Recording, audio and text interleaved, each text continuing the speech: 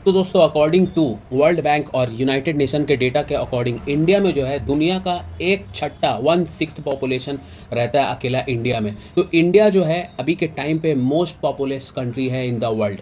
आइए जानते हैं इस वीडियो में इंडिया का जो पॉपुलेशन है उसका क्या ग्रोथ और क्या ट्रेंड है, क्या चैलेंजेस है और क्या बेनिफिट है। As a Indian, as a भारतीय, हम लोगों को ये ज़रूर अपने देश के बारे में पता होना चाहिए कि हमारे इंडिया का एट प्रेजेंट क्या डेंसिटी, क्या पॉपुलेशन है। चलिए सबसे पहले हम लोग डिस्कस करते हैं एट प्रेजेंट इंडिया के पॉपुलेशन के बारे में। तो देखिए एट प्रेजेंट अगर आप वर्ल्ड बैंक और यूनाइटेड नेशन का एग्जैक्ट डेटा देखेंगे तो वहाँ पे 1.42 बिलियन अप्रोक्स जो है पॉपुलेशन है इंडिया का, लगभग 140 करोड़ आबादी। और इसका अगर डेमोग्राफिक हम लोग डिफरेंस देखेंगे तो आप देखेंगे इंडिया का जो पॉपुलेशन में डिफरेंस है, जो शहर है, शहर में आपको बहुत ज़्यादा पॉपुलेशन मिलेगा, लेकिन कंपेयर अगर शहर से करेंगे आप रूरल एरिया को तो अभी भी लगभग बहुत ज़्यादा डिफरेंस है और उतना ज़्यादा वहाँ पे पॉपुलेशन नहीं है। क्यों, इसका क्या रीज़न है उसको भी हम लोग जानेंगे। और उसके बाद अगर आप जेंडर गैप देखेंगे ना, जेंडर रेशियो, लड़का और लड़की, मेल या फीमेल में जो गैप देखेंगे उसमें भी आप देखेंगे अंतर पाएंगे। और एट प्रेजेंट अगर आप एज वाइज आप देखेंगे ना तो इंडिया का जो यूथ पॉपुलेशन है ना वो सबसे ज़्यादा है। ऑलमोस्ट 40% जो इंडिया का पॉपुलेशन है ना वो अभी जवान है। तो उसका बेनिफिट क्या है और उसका नुकसान क्या है उसको भी हम लोग डिस्कस करेंगे। तो सबसे पहले हम लोग जानते हैं कि इंडिया का जो इतना बड़ा पॉपुलेशन है इसमें कौन लोग हैं और क्या है इंडिया का पॉपुलेशन। तो देखिए इंडिया जो है एक डाइवर्स और मिक्स्ड कल्चर कंट्री है। यहाँ पे अलग अलग तरह के मज़हब, रिलीजन से में लोग एक साथ रहते हैं। अगर आप डेटा के अकॉर्डिंग जाएंगे तो इंडिया में लगभग 2000 अलग अलग तरह के जाति इथनिक ग्रुप है और 1600 भाषाएं बोली जाती है। मतलब हर एक लोगों का कुछ अपना भाषा है और उसको मिलाकर अगर इंडिया में एट प्रेजेंट जोड़ा जाए तो 1600 भाषाएं इंडिया में बोली जाती है।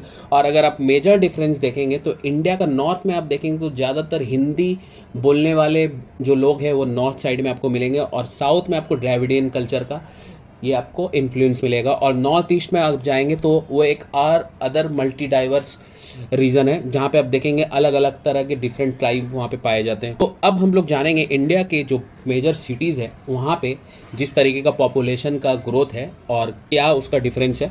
तो देखिए अगर कंपैरिजन करें तो इंडिया का जो बिग 4 सिटी है उसमें से जो बिग 3 सिटी है, मुंबई, दिल्ली, कोलकाता, वो जो है most populated metropolitan city India का है। उसी तरीके से अगर इंडिया का जो list populated city at present है, जैसा अगर आप नॉर्थ ईस्ट का जो सिटीज़ देखेंगे, गैंगटॉक, कोहिमा, शिलोंग, इम्फाल, ये सब को अगर आप कंपेयर करेंगे इंडिया का जो बिगेस्ट सिटी है कोलकाता, मुंबई, दिल्ली, तो इसमें काफ़ी बड़ा अंतर आपको नज़र आएगा।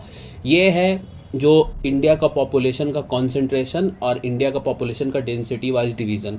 इसी तरीके से अगर आप रीजनल देखेंगे तो इंडिया में मोस्ट पॉपुलेटेड आपको अगर स्टेट आपको देखना है ना डेंसिटी वाइज और पॉपुलेशन वाइज, आपको 2-3 स्टेट तो आपको एट प्रेजेंट नॉर्थ इंडिया ही में मिल जाएगा। सबसे पहला तो आपको यूपी मिलेगा, फिर बिहार मिलेगा और इसी तरीके से वेस्ट बंगाल। लेकिन इसी को अगर हम लोग अदर पार्ट से कंपेयर करें तो इंडिया का जो सबसे लोएस्ट लीस्ट डेंसिटी वाला स्टेट है उसको बोलते हैं अरुणाचल प्रदेश।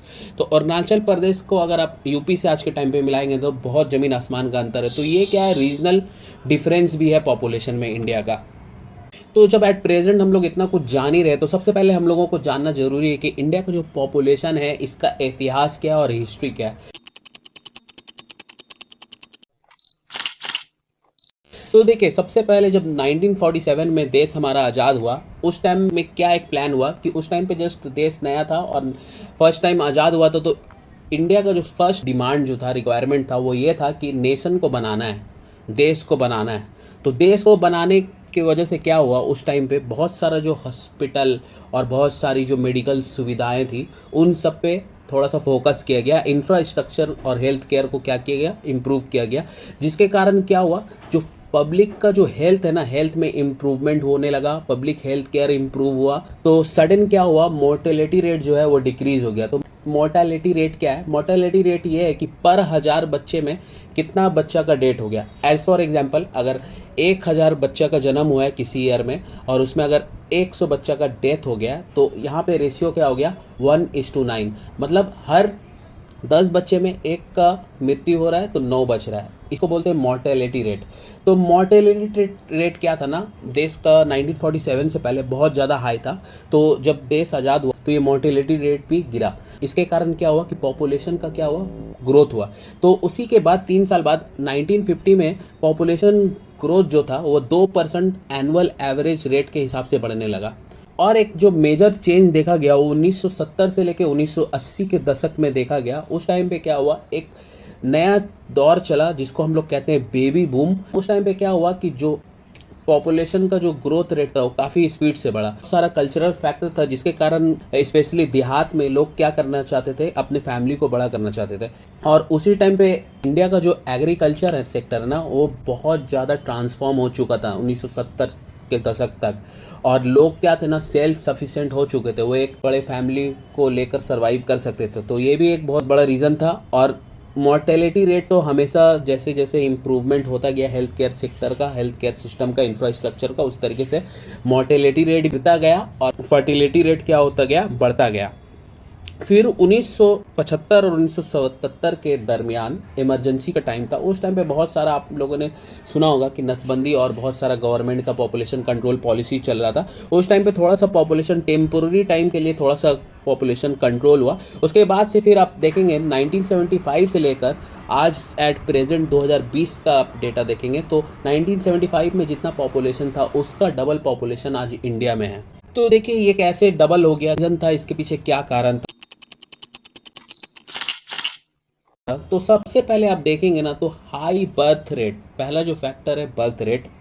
देखिए एवरेज जो फर्टिलिटी रेट क्या हो गया, 2 हो गया। अब देखिए फर्टिलिटी रेट क्या होता है, फर्टिलिटी रेट ये होता है कि एक औरत अपने पूरे लाइफ टाइम पे कितना बच्चों को जन्म देती है, वो उसका फर्टिलिटी रेट होता है। तो एवरेज जो फर्टिलिटी रेट है वो 2 के हिसाब से बढ़ने लगा इंडिया में। और उसी कंपैरिजन में आप बड़ी बड़ी इकोनॉमी को देखेंगे, अगर चाइना से कंपेयर करें तो चाइना का जो फर्टिलिटी रेट है आज के टाइम पे 1.2 है और यूएस का देखेंगे तो 1.6 है और हमारे इंडिया का क्या है 2.2 है। अगर वर्ल्ड से भी अगर आप कंपेयर करें तो वर्ल्ड में एट प्रेजेंट जो फर्टिलिटी रेट है 2.1 है और इंडिया का 2.2 है। दूसरा जो सबसे बड़ा रीज़न है, लोगों का लाइफ एक्सपेक्टेंसी क्या हो गया, बढ़ गया।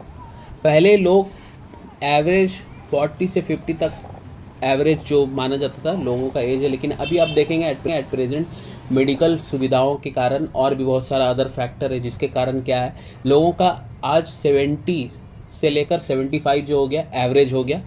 अब देखें अगर वैसा आप देखें तो लोग तो बच्चे में भी मर सकते हैं, बूढ़े में भी मर सकते हैं, लेकिन जो एवरेज आप देखेंगे तो एवरेज 70 से 75 का अभी एट प्रेजेंट एक्सपेक्टेंसी।